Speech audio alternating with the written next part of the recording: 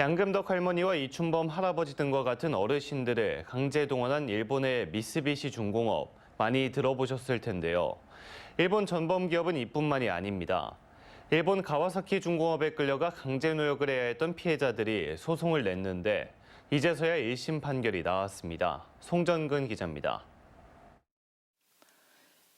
일제 강제동원 피해자인 고 김상기 할아버지는 지난 1945년 일본 효교현에 있는 군수공장에 강제징용됐습니다.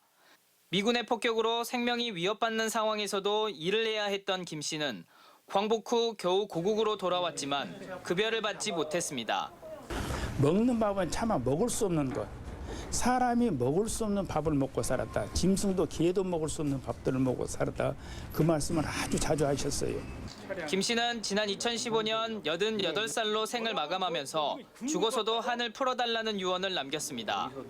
유족은 지난 2020년 일제 강제동원 시민 모임을 통해 가와사키 중공업을 상대로 소송을 냈고 광주지법은 4년 만에 1심 판결을 내렸습니다. 광주지법 민사 3단독 박상수 부장판사는 일본 가와사키 측이 유족 1명에게 1,538만여 원을 배상하라고 주문했습니다. 박 판사는 피해자가 노동 내용 등을 잘 알지 못한 채 일본 정부의 조직적인 강요에 의해 강제노동에 종사하게 된 점이 인정된다며 가와사키 중공업에 책임이 있다고 판단했습니다. 피고 가와사키 중공업의 책임을 인정했다는 점에서는 의미가 있는 것 같습니다. 피해자가 거기에서 피해를 입었다는 사실이 객관적인 자료를 통해서 확인되지 않았다 이런 식으로 이야기를 했었는데요.